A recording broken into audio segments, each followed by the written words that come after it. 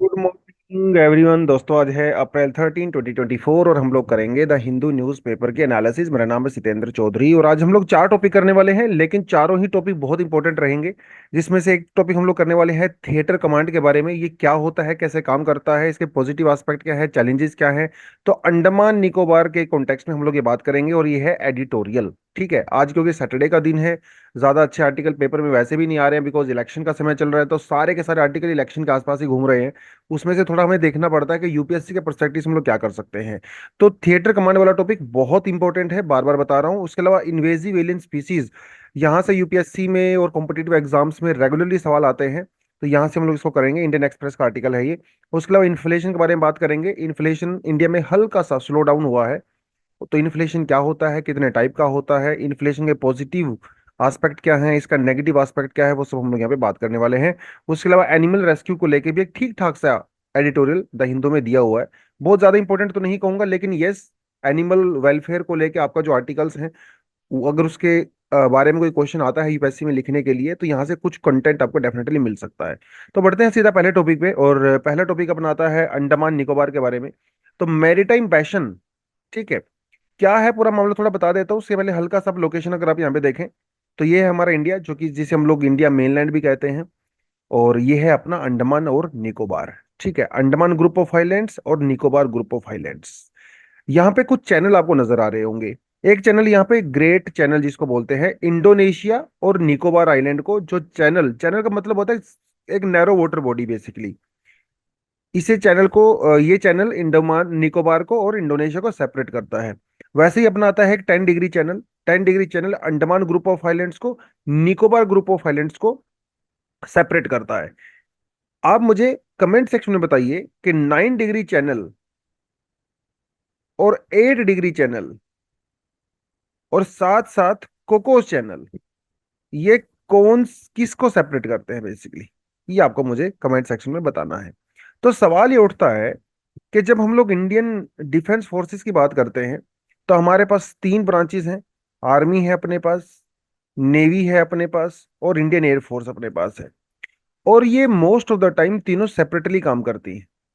ठीक है, जब वॉर होता है, वॉर के टाइम में ये आपस में कोऑर्डिनेट करती हैं और जिस तरह से एक्शन लिया जाना है वो लिया जाता है। अदरवाइज ये मोस्टली सेपरेटली काम करती हैं। इनके अलग अलग कमांडिंग ऑफिसर्स होते हैं, चीफ होते हैं, जिनकी अपनी अपनी अथॉरिटी होती है, अपनी अपनी कमांड होती है। उस चीफ के कहने पे ही सब कुछ किया जाता है। इन सबके टॉप पे जो चीफ होता है, उसे किसी को ऐसा आंसर देने की रिक्वायरमेंट नहीं है। मतलब आर्मी के जो चीफ है उसको नेवी वाले को आंसर नहीं देना है, नेवी के जो है उसको एयरफोर्स को नहीं देना है, एयरफोर्स के जो चीफ है इसको किसी को नहीं देना है। ये बेसिकली काइंड ऑफ आइसोलेशन में काम करते हैं, क्योंकि ईगो क्लैश हो जाता है ना भाई। इंडियन आर्मी का जो चीफ है और जो इंडियन एयरफोर्स का चीफ है, अगर एक दूसरे को रिपोर्टिंग करने लगेंगे तो ईगो क्लैश हो सकता है ना, इंटरेस्ट क्लैश हो सकते हैं। लेकिन उसी बीच में एक कॉन्सेप्ट हमारे पास आता है जिसे हम लोग कहते हैं थिएटर कमांड। ठीक है, थिएटर कमांड में जानने से पहले हल्का सा अंडमान निकोबार की हिस्ट्री थोड़ा सा जान लेते हैं। ज्योग्राफिकल हिस्ट्री में नहीं जाऊंगा, पॉलिटिकल हिस्ट्री थोड़ा ज्यादा इंपॉर्टेंट है इस आर्टिकल के परस्पेक्टिव से। तो 1987 का जब वॉर ऑफ इंडिपेंडेंस हुआ था, तो ब्रिटिशर्स ने क्या करते थे, वो लोग इंडिया से जो भी उनको लगता था कि जो क्रिमिनल्स हैं, ठीक है, वैसे तो फ्रीडम फाइटर्स थे, तो उनको लगा जो क्रिमिनल्स थे वो उनको अंडमान निकोबार में भेज देते थे। वहां पे उन्होंने एक जेल बनाया था बेसिकली, जिसे वहां पे काला पानी कहा जाता है। आज भी अगर आप अंडमान निकोबार में जाओगे तो वहां पे आप उस जेल को देख सकते हो। उसे ठीक ठाक सा प्रिजर्व किया गया है। वीर सावरकर और बहुत सारे लोग काला पानी में वहां पे गए। बहुत बहुत बुरी जो है टॉर्चर वहां पे किया जाता था प्रिजनर्स को। बहुत बुरे लेवल पे जो है ह्यूमन राइट वायलेशंस वहाँ पे होते थे, ब्रिटिशर्स के द्वारा किया जाता था। जानवरों से भी बदतर सलूक उन प्रिजनर के साथ वहाँ पे ब्रिटिशर्स ऑफिसर्स के द्वारा किया जाता था। ये वेल नोन डॉक्यूमेंटेड फैक्ट्स हैं। ठीक है, तो 1857 में वहाँ पे फ्रीडम फाइटर्स को भेजा जाता था, जिसे काला पानी कहते हैं, that you very well know. लेकिन उस समय पे जब इंडिपेंडेंस के बाद और उससे पहले जो कुछ ऐसी एक्टिविटी हुई जिसकी वजह से उसकी इंपॉर्टेंस थोड़ी और ज्यादा बढ़ गई। पहले तो it was just like a jail, लेकिन जब वर्ल्ड वॉर 2 हुआ, जापान ने यहाँ पे कुछ आइलैंड्स को ऑक्यूपाई कर लिया। ठीक है, हालांकि वर्ल्ड वॉर 2 के बाद में ब्रिटिशर्स ने कंट्रोल वापस ले लिया था, लेकिन एक समय ऐसा आ गया था जापान बिल्कुल ही इंडिया मेन लैंड के ऊपर अटैक करने की नौबत आ गई थी, और ब्रिटिशर्स ने कुछ एरिया से जगह को खाली भी कर दिया था। इवन नॉर्थ ईस्ट में भी कुछ जगह पे Japan Japanese actually occupied with the help of Azad Hind Fauj, that you very well know. Azad Hind Fauj ने ही अंडमान निकोबार के कुछ आइलैंड्स पे भी ऑक्यूपाई कर लिया था, जिसे आज हम लोग सुभाष चंद्र बोस आइलैंड के नाम से भी जानते हैं। पहले उसका नाम रोस आइलैंड हुआ करता था। तो ये सिनेरियो उस समय वहां पे बना। और इंडिपेंडेंस से पहले ही, वर्ल्ड वॉर 2 के दौरान ही, ब्रिटिशर्स जो है वो समझ गए थे कि अंडमान निकोबार की टेरिटरी जो है बहुत इंपॉर्टेंट है स्ट्रेटेजिकली। हालांकि जब इंडिपेंडेंस इंडिया को मिली तो एक ब्रिटेन के अंदर ये डिबेट चला कि भैया अंडमान निकोबार को रखा जाए या इसको इंडिया को दे दिया जाए। लेकिन उस समय जो ब्रिटिश प्राइम मिनिस्टर थे, मिस्टर क्लीमेंट एटली, उन्होंने कहा कि नहीं, इसको हम लोग इंडिया को देंगे। हालांकि वो समझते थे, जानते थे कि अंडमान निकोबार का जो स्ट्रेटेजिक इंपॉर्टेंस है वो बहुत ज्यादा है। फिर भी उसको इंडिया को दे दिया गया। That was the whole thing. जब 1962 के अंदर चाइनीज वॉर हुआ, चाइनीज वॉर के दौरान भी अंडमान निकोबार की इंपॉर्टेंस हमें नजर आई। और कई सारी चाइनीज सबमरीन्स थी जो यहाँ पे घूम रही थी। और अगर हम लोग टाइम पे एक्शन नहीं लेते तो शायद अंडमान निकोबार आज चाइना के कंट्रोल में भी हो सकता था। उस समय हम लोगों ने चीज को रियलाइज किया, तो 150 सेलर्स जो है वहाँ पे तैनात किए गए, गैरिसन बनाया गया, और फाइनली इसको सिक्योर एक तरह से किया गया। 1965 के वॉर में, इंडिया पाकिस्तान वॉर में, इसकी इंपॉर्टेंस दोबारा से नजर आई, क्योंकि जब ईस्ट पाकिस्तान वेस्ट पाकिस्तान 1971 में भी जब वॉर हुआ पाकिस्तान के साथ अपना, उस समय पे भी पाकिस्तानी जो सप्लाईज हैं, उसके जो शिप्स हैं, उनको रोकने में अंडमान निकोबार का बहुत बड़ा इंपॉर्टेंट रोल रहा। और ऐसा कहा जाता है कि अंडमान निकोबार की यहाँ पे जो हमारी नेवल फोर्सेस थी, उनकी हेल्प से ही ईस्ट पाकिस्तान को, यानी कि जो आज बांग्लादेश है, उसको इंडिपेंडेंस मिली। तो 1962-5 के वॉर में पाकिस्तान ने बेसिकली इंडोनेशिया का हेल्प लिया था। और इंडोनेशिया उस वॉर में इन्वॉल्व होना चाहता था, थोड़ी बातचीत वहां पे चल रही थी। और Indonesia was very interested in Andaman Nicobar occupation basically. हालांकि इंडोनेशिया तब तक एक्शन लेता, तब तक चीजें सॉर्ट आउट हो चुकी थी। तो इंडोनेशिया यहाँ पे नहीं आ पाया। हालांकि इंडोनेशिया ने कई बार कहा है कि अंडमान निकोबार जो है वो सुमात्रा का पार्ट है, क्योंकि इसकी स्ट्रेटेजिक लोकेशन है, तो हर किसी की नजर इसके ऊपर रहती है। लेकिन फिलहाल fact of the matter is, Andaman Nicobar is an Indian territory, it is well accepted by everybody. ठीक है, चाहे वो इंडोनेशिया हो, इवन पाकिस्तान, कोई भी हो, ज्यादा उसमें डिबेट है नहीं। अब सवाल उठता है कि भाई ये थिएटर कमांड क्या है, थिएटर वॉरफेयर क्या होता है, और अंडमान निकोबार की इसमें इंपॉर्टेंस क्या है। पहले तो आपको ये समझना पड़ेगा कि थिएटर वॉरफेयर का मतलब क्या है। Theatre warfare means the entire land sea and air, ठीक है, एरियाज आर इन्वॉल्व, उसे थिएटर वॉरफेयर कहते हैं। जब समंदर पे भी लड़ाई हो रही है, एयर में भी लड़ाई हो रही है, लैंड पे भी लड़ाई हो रही है, तीनों जगह पे लड़ाई हो रही है, इसे थिएटर वॉरफेयर कहते हैं। और आजकल तो आप इसमें साइबर भी जोड़ सकते हो, आजकल तो आप इसमें स्पेस भी जोड़ सकते हो, क्योंकि अभी टेरिटरी बढ़ गई है। अभी 3 फ्रंट नहीं है, 5 फ्रंट हो गए हैं, साइबर भी और स्पेस भी, और आने वाले समय में शायद कुछ और भी हो जाएगा। तो इसे कहते हैं थिएटर वॉरफेयर। अब थिएटर वॉरफेयर जब हो रहा हो, जब तीनों टेरिटरी इन्वॉल्व हो, तो फिर तो भाई हमारी आर्मी को, नेवी को और एयरफोर्स को भी साथ होना पड़ेगा। तो थिएटर कमांड का मतलब यही होता है, इट्स ए यूनिफाइड कमांड, एक जुड़ी हुई कमांड है। Which means that all the resources of the army, navy and air force are pooled depending upon the theatre perception. समझे इस बात को। अगर land, sea, air, cyber, space, अगर हर जगह लड़ाई हो रही हो, उसको टैकल करने के लिए आपको आर्मी, नेवी और एयरफोर्स को भी कंबाइन करना पड़ेगा। इनको भी, इनके सारे रिसोर्सेज को एक साथ लाना पड़ेगा। That is the meaning of theatre command. और इंडिया में अभी सिर्फ एक ही जगह पे थिएटर कमांड है, वो है अंडमान और निकोबार। हालांकि हम लोग दूसरी जगह बनाने की कर रहे हैं कोशिश। इंडिया में 2-3 थिएटर कमांड और होनी चाहिए, कम से कम एक वेस्ट थिएटर कमांड होनी चाहिए, पाकिस्तान को डील करे। एक दो कम से कम ईस्ट में होनी चाहिए, जो चाइना को डील करें। ऐसा बात इसके ऊपर चल रही है काफी समय से, काफी समय से बातचीत चल रही है, 1960-70 से ही बात चल रही है। लेकिन अभी तक सिर्फ और सिर्फ अंडमान निकोबार के अंदर ही हम लोग ये बनाए हैं। There will be one commander. जो थिएटर कमांडर होता है ना, तो इनका एक ही कमांडर होता है। अब तो अलग अलग हैं, आर्मी वाले अलग हैं, नेवी वाले अलग हैं, एयरफोर्स वाले अलग हैं। तब ये एक ही पर्सन के अंडर में होगा। और तीनों कमांडर्स को, चीफ को, उसको ही रिपोर्ट करना पड़ेगा। और ये जो एफर्ट होंगे वो भी कोऑर्डिनेट, मतलब ऐसा होगा, मान लो कोई भी थिएटर कमांड का जो कमांडर होगा, मेन चीफ कमांडर होगा, वो एयरफोर्स के रिसोर्सेज को भी अपनी तरह से यूज कर सकता है, नेवी के भी कर सकता है, आर्मी के भी कर सकता है। मतलब एक बहुत पावरफुल बॉडी होती है। वो बहुत ही पावरफुल पर्सन होगा, सबको उसकी सुननी पड़ेगी, सबको उसको जाके जो है रिपोर्टिंग करना पड़ेगा। वो थिएटर कमांड के चीफ कमांडर होते हैं, जो कि अंडमान निकोबार के अंदर है। ठीक है। अब इंडिया में कहीं और भी हो सकता है, दैट्स अ डिफरेंट थिंग। जिस तरह से इंडिया का बॉर्डर है, हमारा इतना फ्रजाइल बॉर्डर है, उसके हिसाब से इंडिया को थिएटर कमांड का होना ही चाहिए। तो जरूरत क्या है इंडिया में थिएटर कमांड की? तो एक तो सीधी सी बात, अभी हम लोग दुश्मनों से घिरे हुए हैं, है ना। हमारे पड़ोसी कोई बहुत खास भाईचारा उनके साथ हमारा है नहीं, वॉर उनके साथ हमारे हो चुके हैं। तो ऑफ कोर्स इंडिया को अपने रिसोर्सेज का मैक्सिमम यूज करने की रिक्वायरमेंट है, काफी ज्यादा डेंजर रहता है हमारे ऊपर। तो जरूरत तो है इंडिया को थिएटर कमांड की। एक तो इससे ना कोऑर्डिनेशन बढ़ेगा। अब होता क्या है, मान लो कहीं से कुछ टेंशन होगी, बॉर्डर पे कुछ टेंशन हो गया, तो पहले आर्मी रिस्पॉन्ड करेगी, नेवी रिस्पॉन्स करेगी, एयरफोर्स रिस्पॉन्ड करेगी। तो वो सब ना अलग अलग थलग रहता है, और कई बार रिस्पॉन्स करने में टाइम लग जाता है। और वॉर के अंदर सारा खेल टाइमिंग का होता है। जिसने पहले अटैक कर दिया, जिसने पहले स्ट्रेटेजिक लोकेशन को जाके ऑक्यूपाई कर लिया, उसकी हमेशा अपर हैंड रहता है। टाइम बहुत इंपॉर्टेंट है। अगर आज लड़ाई होती है पाकिस्तान के साथ, हफ्ता भर हमें अगर अपनी फोर्सेस को कोऑर्डिनेट करने में ही लग गया, तो हफ्ते भर में तो काम खत्म हो जाता है ना। तो अगर थिएटर कमांड होगी, तीनों फोर्सेस एक ही पर्सन के अंडर में होंगी, तो बेटर कोऑर्डिनेशन हो सकता है, टाइम बहुत कम लगेगा रिएक्ट करने में।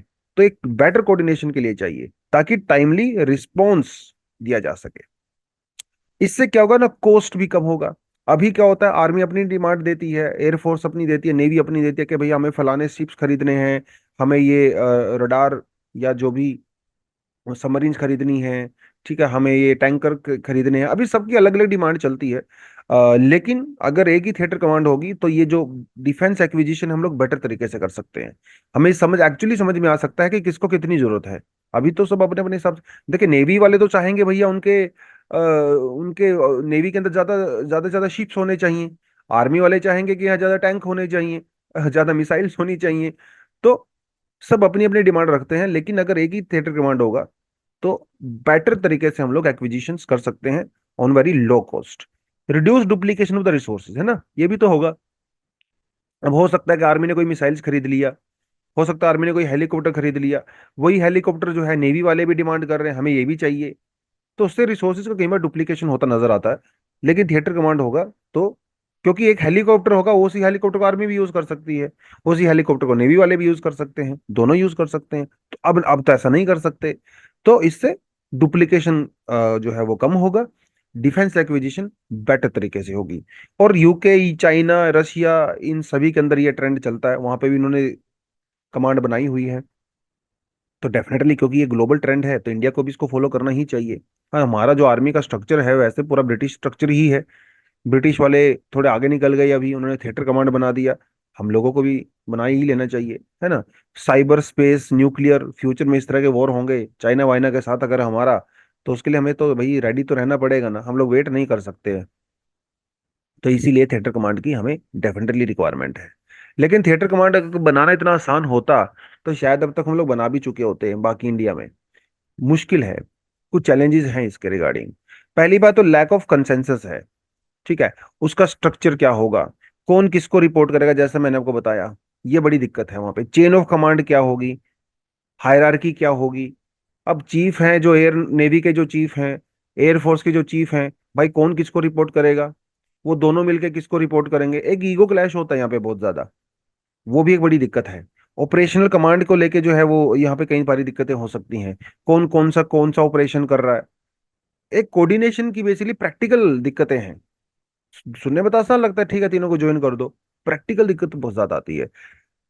क्योंकि तीनों के पर्सनल अलग अलग होते हैं, तीनों में अलग अलग टेक्नोलॉजीज यूज होती हैं, तीनों के अलग अलग डिपार्टमेंट्स होते हैं। आप कैसे कोऑर्डिनेट करोगे, बहुत मुश्किल हो जाता है। इतने सालों में हम लोगों ने एक परफेक्ट सिस्टम बनाया है, अब आप उसको चेंज करके नया सिस्टम कुछ बनाओगे, तो it will take lot of time to again be like proper coordinated. तो वो थोड़ा सा दिक्कत यहाँ पे हो सकती है। और एग्जिस्टिंग जो मिसमैच है एसेट्स के बीच में, वो एक बहुत बड़ी दिक्कत आएगी। अब देखिए, क्योंकि जब थिएटर कमांड हो जाती है ना, तीनों फोर्सेस इक्वल हो जाती हैं। लेकिन अभी जो स्ट्रक्चर इंडिया में है, आप मान के चलिए army is the main thing, air force और नेवी को इसकी हेल्पिंग हैंड माना जाता है आर्मी का। इसीलिए आर्मी की जो, अगर आप बजट में देखोगे ना, आर्मी को सबसे ज्यादा बजट अलोकेट किया जाता है, उसके बाद एयरफोर्स और नेवी को किया जाता है। लेकिन थिएटर कमांड में ऐसा नहीं होना चाहिए। थिएटर कमांड में तीनों को लगभग लगभग बराबर होना चाहिए। वो डेफिनेटली यहाँ पे बहुत सारे इश्यूज आएंगे। और इंडियन एयर फोर्सेस का तो कंसर्न ही सबसे ज्यादा यही है कि भैया हमारे पास तो रिसोर्सेज ही बहुत लिमिटेड है। उस छोटे से लिमिटेड रिसोर्सेज को भी अगर आप बांट दोगे थिएटर कमांड में, तो कैसे काम चलेगा? एयरफोर्स तो बहुत वीक हो जाएगी। इंडियन एयरफोर्स काफी वीक है। जितनी उनकी डिमांड आती है उसका आधे से भी कम डिमांड फुलफिल किया जाता है by the government of India. ये कुछ इश्यूज जो है यहाँ पे नजर आते हैं। ठीक है, उसके अलावा जो तीनों चीफ हैं ऑफ कोर्स, उनकी अथॉरिटी को तो चैलेंज यहाँ पे हो ही रहा है। Indian air force has voiced apprehension regarding this concept, fearing the potential relegation to the supporting role if a theatre command are implement. जैसे मैंने आपको बताया, तो इंडियन एयरफोर्स ने तो बार बार ये बोल भी दिया है कि थिएटर कमांड हम लोग नहीं चाहते, क्योंकि थिएटर कमांड अगर आ गया तो हमारा सिर्फ सपोर्टिंग रोल रह जाएगा, हमारा कोई मेन रोल नहीं रह जाएगा। तो they want to be main hero, उन्हें सपोर्टिंग एक्टर नहीं बनना भाई। तो ये कुछ इश्यूज डेफिनेटली यहाँ पे हो सकते हैं जो कि यहाँ पे चैलेंज है। तो गवर्नमेंट ऑफ इंडिया को मिल बांट के बैठ के जो है थोड़ा बातचीत इसके बारे में करना चाहिए। और एक्चुअली गवर्नमेंट काफी सीरियसली इसके बारे में सोच भी रही है थिएटर कमांड्स के बारे में। कम से कम तीन थिएटर कमांड इंडिया में चाहिए, दो ईस्टर्न साइड में चाइना को डील करने के लिए और एक पाकिस्तान के साथ डील करने के लिए वेस्ट साइड में। चलिए थोड़ा आगे बढ़े। Like chital in Andamans, how invasive species threaten the natural ecosystem. तो बेसिकली आर्टिकल थोड़ा चीतल के बारे में ज्यादा है। बेसिकली चीतल आपको समझ में आ ही गया होगा। चीतल एक डियर होता है, आप क्लियरली यहाँ पे देख सकते हो, काफी ज्यादा पाया जाता है इंडिया में। लेकिन समस्या यह है कि चीतल अंडमान निकोबार में नहीं था, वहां पे नहीं था। ब्रिटिशर्स ने अंडमान निकोबार के अंदर चीतल को इंट्रोड्यूस किया था इन अर्ली 20th सेंचुरीज। और वहां पे एक छोटे से आइलैंड पे उनको इंट्रोड्यूस किया गया था जिसे रोस आइलैंड कहते थे। अभी इसका नाम बदल के नेताजी सुभाष चंद्र बोस आइलैंड हम लोगों ने रख दिया है। वहां पे हल्का छोटा सा आइलैंड है वो, मतलब 0.3 स्क्वायर किलोमीटर ओनली। लेकिन चीतल ना बहुत जबरदस्त स्विमर होता है, तैराक होता है बहुत तगड़े वाला। अब ये तैर के दूसरे आइलैंड पे चला गया, दूसरे से तीसरे पे चला गया, तीसरे से चौथे पे चला गया। तो ये चीतल अभी वहां पे कई सारे आइलैंड पे हो गया है। और मजे की बात यह है कि उन आइलैंड्स के ऊपर चीतल को खाने के लिए कोई प्रेडेटर ही नहीं है। तो भाई जब कोई शिकारी ही नहीं है वहां पे, तो आपका शिकार कोई करेगा नहीं, आपकी पॉपुलेशन बढ़ती चली जाएगी। ना वहां पे कोई कॉम्पिटिटर है, ना वहां पे कोई प्रेडेटर है। तो चीतल की पॉपुलेशन काफी ज्यादा हो गई है कई आइलैंड्स पे। तो उसकी वजह से वहां पे हो गई है दिक्कत। तो चीतल बेसिकली एक इन्वेजिव स्पीसीज की तरह एक्ट कर रहा है इन अंडमान निकोबार। तो अंडमान निकोबार में जो एडमिनिस्ट्रेशन है उसने wild life institute of India से हेल्प मांगा है कि भाई साहब प्लीज ये चीतल की पॉपुलेशन को कंट्रोल करने के लिए कुछ करिए, या तो इनको मारिए, यहाँ से लोकेट करिए, कुछ ना कुछ करिए। तो बेसिकली इसलिए जो है चीतल थोड़ा सा न्यूज में था। अब इन्वेजिव एलियन स्पीसीज पूरे वर्ल्ड में, actually invasive alien स्पीसी is considered one of the biggest threat for the biodiversity all over the world. और रिसेंटली एक यूएन असेसमेंट किया गया था जिसमें यह कहा गया कि हर साल $423 बिलियन का नुकसान होता है डाइवर्सिटी को just because of the alien species. तो एलियन स्पीसीज कौन सा स्पीसी होता है? ये वो स्पीसी होता है जो कि इंडिजिनस नहीं होता है, नेटिव नहीं होता है किसी पर्टिकुलर एरिया में। मतलब आपके एरिया में किसी को बाहर से इंट्रोड्यूस कर दिया जाए, वो एक एलियन हो गया। ठीक है, किसी दूसरे ग्रह से कोई इंसान आ जाए धरती पे तो वो एलियन हो गया। ऐसे ही अमेरिका से अगर कोई स्पीसी, कोई कोई फ्लावर, कोई एनिमल, कोई बैक्टीरिया अगर हमारे दिल्ली में आ जाए तो उसे तो हम लोग इन्वेजन एलियन ही कहेंगे। वाइल्ड लाइफ प्रोटेक्शन एक्ट 1972 जो अमेंड हुआ था 2022 के अंदर, ये कहता है that alien species are defined as the species of animals और plant not native to India. ठीक है, अब ये तो इन्होंने इंडिया की बात कही, लेकिन टेरिटरी वाइज भी एलियन स्पीसी हो सकते हैं। जैसे चीतल मेन लैंड इंडिया में तो इन्वेजिव स्पीसी नहीं है, लेकिन अंडमान निकोबार में तो इन्वेजिव स्पीसी है। वहां पे तो वैसे ही एक्ट कर रहा है वो। लेकिन अंडमान निकोबार भी इंडिया में है, इंडिया तो इंडिया में है ही ठीक है। तो सिर्फ इंडिया की ही बात नहीं, विद इन इंडिया भी एक स्पीसी एलियन स्पीसी के तरह एक्ट कर सकता है।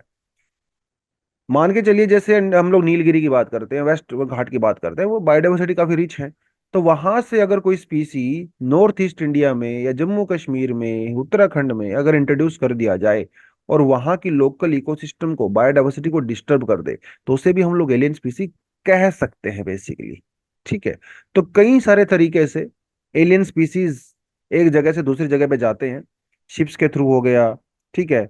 इंटेंशनल, और इंटेंशनल भी होता है, जानबूझ के लोग इंट्रोड्यूस कर देते हैं।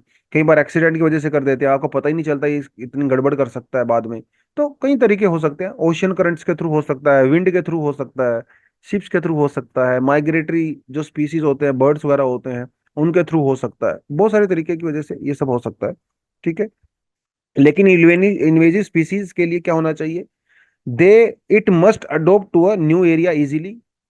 अब मान लो आपने अमेरिका से इंडिया में कोई इंट्रोड्यूस किया स्पीसी, और वो इंडिया में सर्वाइव ही नहीं किया, 10-20 दिन के अंदर मर गया बेचारा, तो उससे तो हम लोग नहीं कहेंगे इन्वेजिव स्पीसी।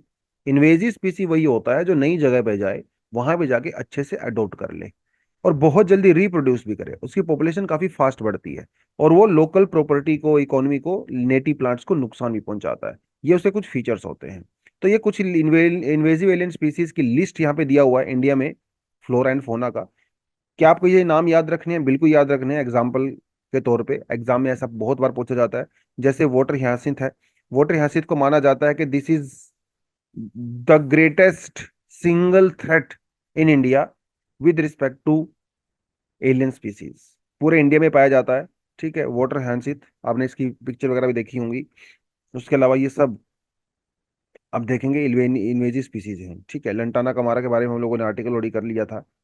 उसके अलावा कुछ और एग्जांपल्स यहाँ पे देख सकते हो आप। कांग्रेस ग्रास, ठीक है, feral pigs, European green crabs, Dutch elm disease, emerald ash borer beetles. तो ये कुछ एग्जांपल मैंने सिर्फ आपको सेल्फ स्टडी के लिए दिए हैं, इसमें कुछ पढ़ाने वढ़ाने का होता नहीं है सच। बट प्लीज इन्हें मैं याद करें, अगर आप एटलीस्ट 2024 का प्रीलिम्स दे रहे हैं तो इनको अपने दिमाग में बिठा लो। कई बार एग्जाम में सीधा क्वेश्चन आता है, which of the following is not invasive alien species. तो अगर आप थोड़ा सा याद रख लोगे तो आपको ध्यान रहेगा, ठीक है।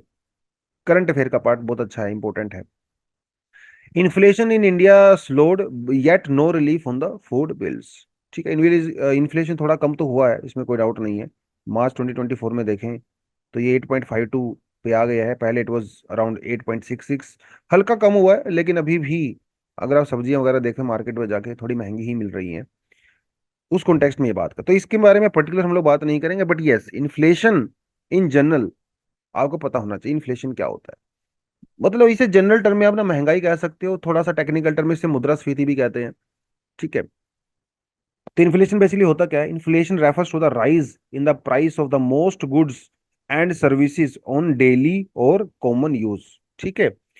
मतलब इनका ये है कि भाई अगर एक आध, अगर सामान का प्राइस अगर बढ़ गया तो हम ये नहीं कहेंगे पूरी इकोनॉमी के अंदर इन्फ्लेशन छा गया, नहीं। ज्यादातर गुड्स एंड सर्विसेज का प्राइस इंक्रीज होना चाहिए, ठीक है, जैसे food, clothing, housing, recreation, transport, etcetera etcetera.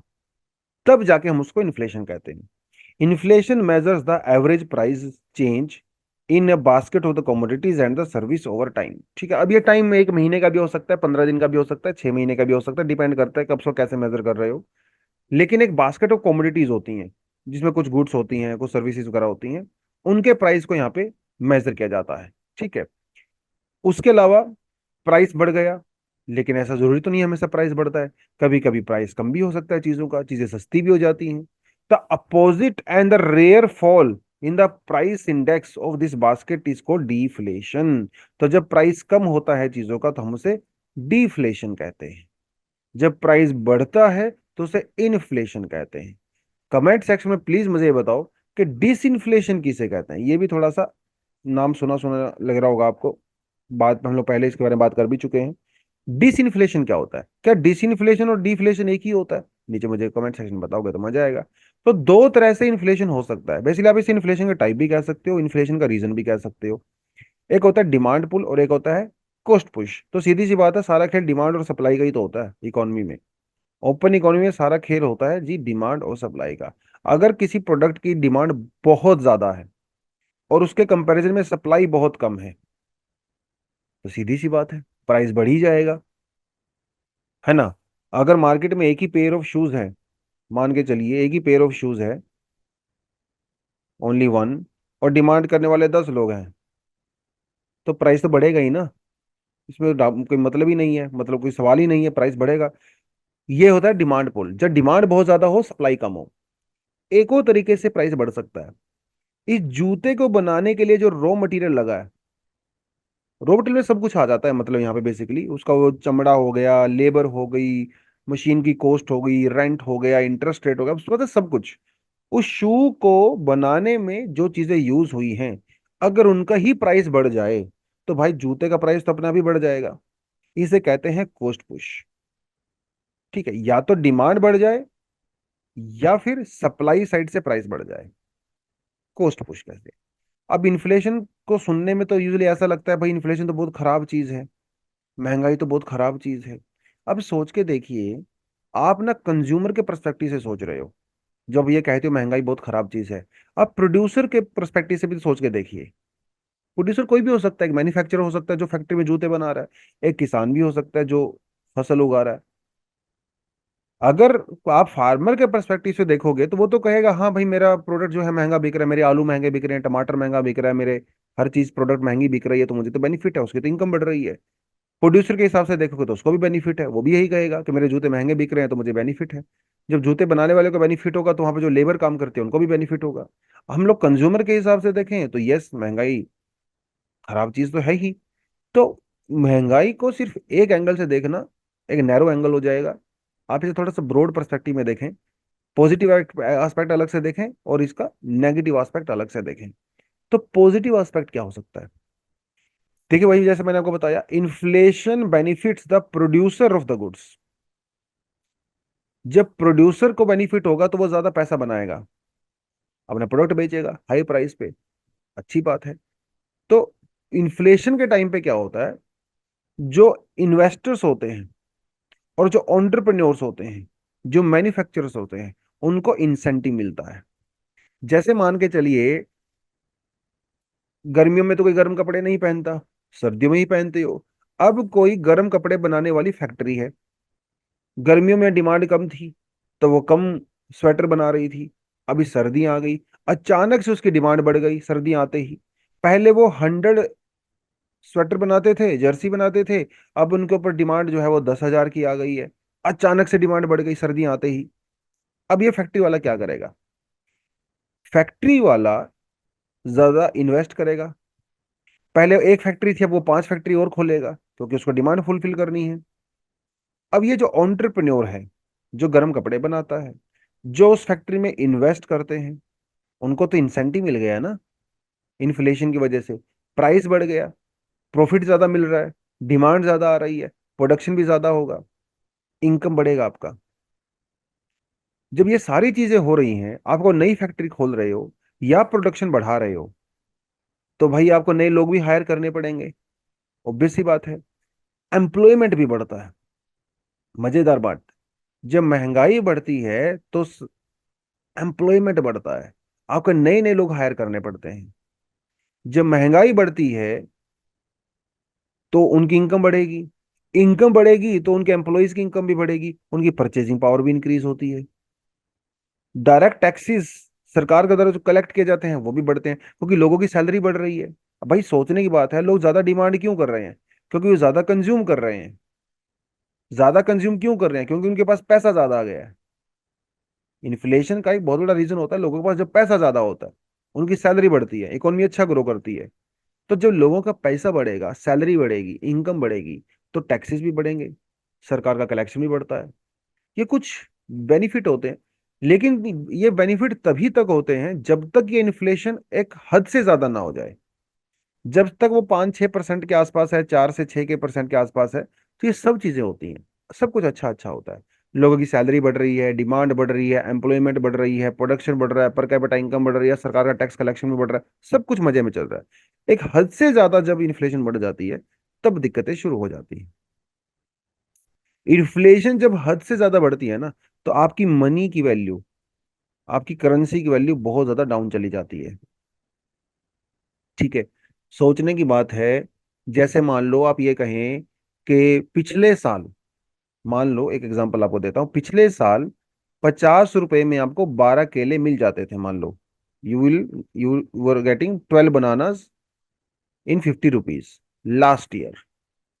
इस साल आपको 50 रुपए में महंगाई की वजह से 12 केले नहीं मिलेंगे, सिर्फ 10 केले मिलेंगे।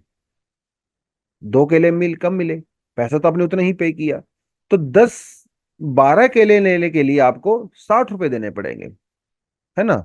अगर 12 केले चाहिए भाई आपको 60 रुपीज देने पड़ेंगे। तो इससे हुआ क्या, आपकी मनी की वैल्यू कम हो गई। पहले जो वैल्यू 50 रुपए की थी पिछले साल, अब वो वैल्यू 60 रुपए की है। वैल्यू कम हो रही है। पहले जिस चीज को खरीदने के लिए सिर्फ 50 रुपए में काम चल जाता था, अब उसी सेम चीज को खरीदने के लिए 50 रुपए में काम नहीं चलता है। 50 रुपए में उतनी चीज आती ही नहीं। आपकी मनी की वैल्यू कम होती है। ये सबसे बड़ा फैक्टर होता है इन्फ्लेशन का। ठीक है। उसके अलावा जो फिक्स इनकम ग्रुप है, उनको बड़ा नुकसान है। अब किसी आदमी की सैलरी पिछले साल 10,000 रुपए थी, उनकी सैलरी इस साल भी 10,000 रुपए है, अगले साल भी 10,000 होगी, लेकिन महंगाई तो बढ़ रही है ना। पहले 10,000 में उसके घर का खर्चा चल जाता था, अब उसका घर का खर्चा चलाने के लिए उसको 12,000 रुपये चाहिए, लेकिन सैलरी तो 10,000 ही है।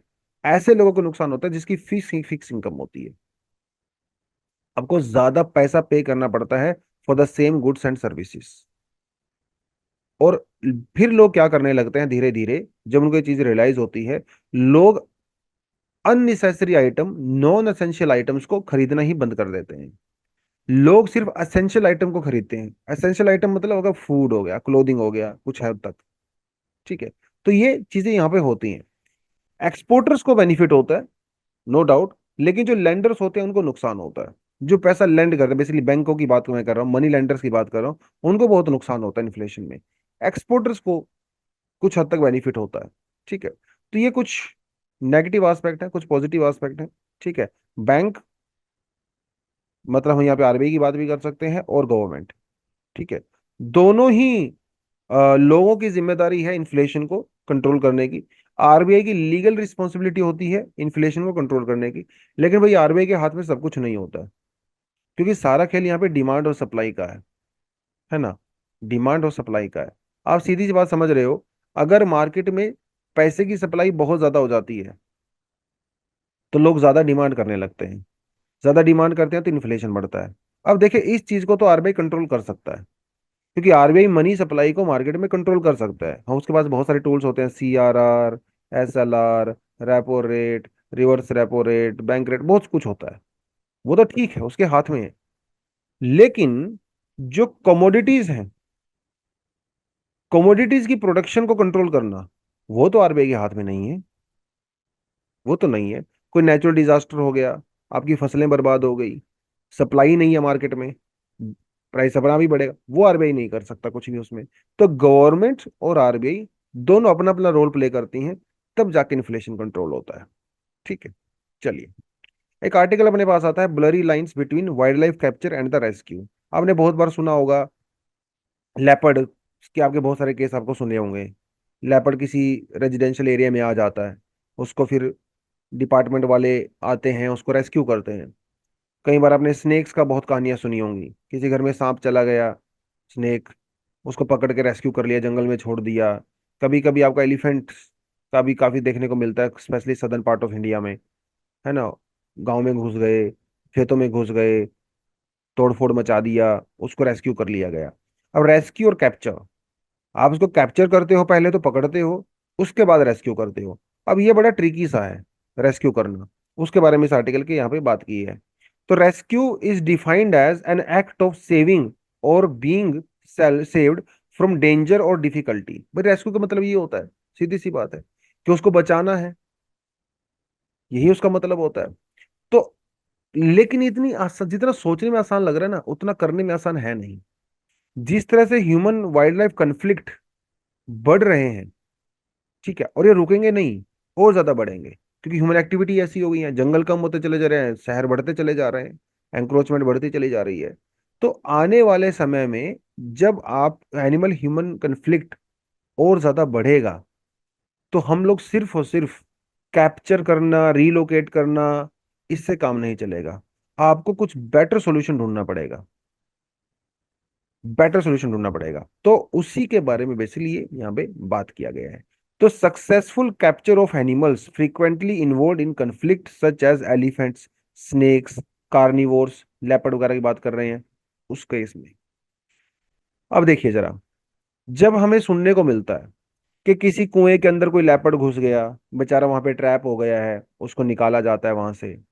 कोई एलिफेंट जो है किसी इरिगेशन टैंक के अंदर वो चला गया है, वहीं पे ट्रैप हो गया है।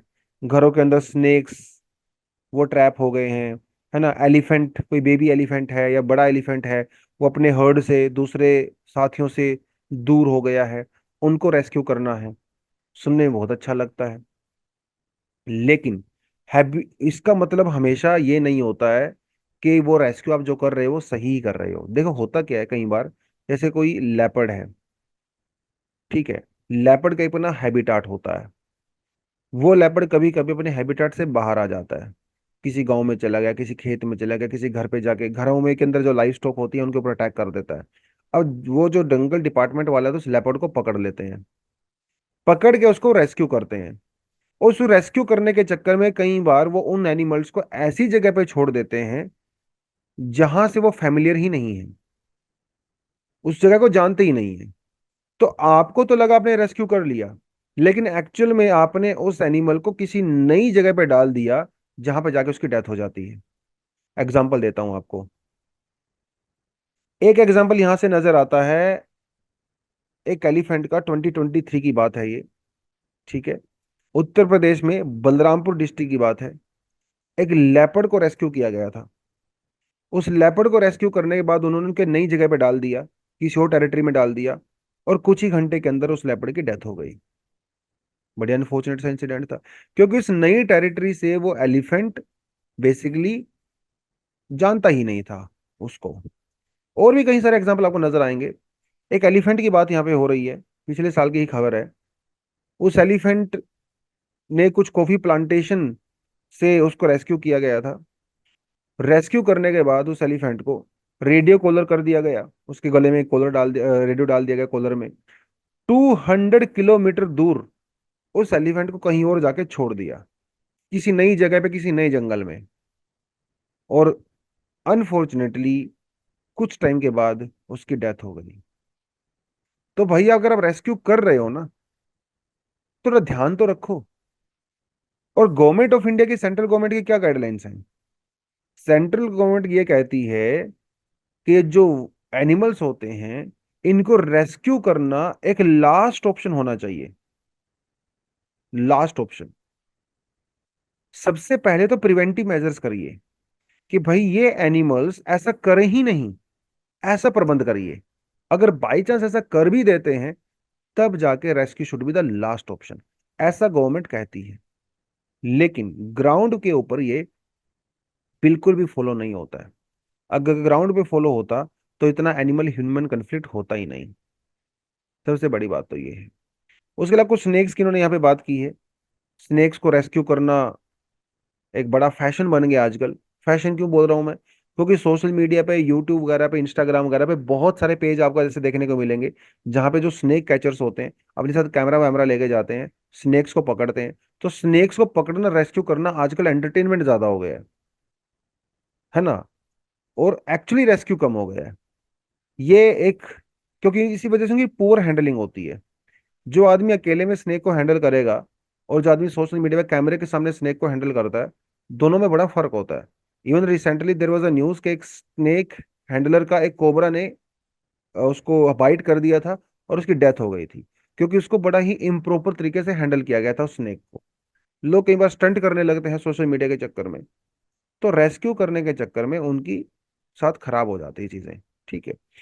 Relocation does not really resolve the conflict. Instead, it creates a vacuum that more than one snake could subsequently occur. मतलब आपने कहीं से एक स्नेक निकाला, किसी घर के अंदर स्नेक चला गया, उस घर के आसपास की जो जगह है वो स्नेक का हैबिटाट है, वहां पे एक स्नेक आया, उस स्नेक को आपने रेस्क्यू कर लिया, वहां से आपने उसको हटा दिया।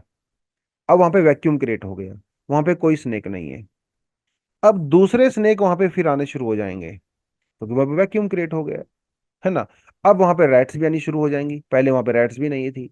तो बेसिकली जब आप किसी को रेस्क्यू के नाम पे हटाते हो, तो आप दूसरे एनिमल्स को वहां पे इनवाइट कर रहे हो। तो ये तरीका एक फुल प्रूफ तरीका नहीं है।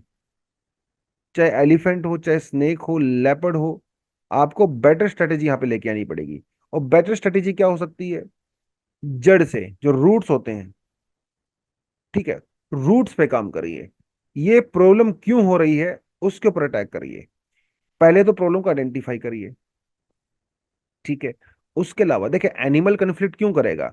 जब वो स्ट्रेस में होगा, उसके पास खाना नहीं होगा, पानी पीने के लिए नहीं होगा, उसकी टेरिटरी हार्म हो रही होगी, उसका एरिया छोटा पड़ गया होगा, तभी तो स्ट्रेस में है ना वो। उस स्ट्रेस को दूर करिए। पानी, खाना, उसका जंगल वंगल, है ना, उसके अंदर इंक्रोचमेंट मत करिए। ये सब चीजें करेंगे तो ये केस अपने आप ही कम हो जाते हैं।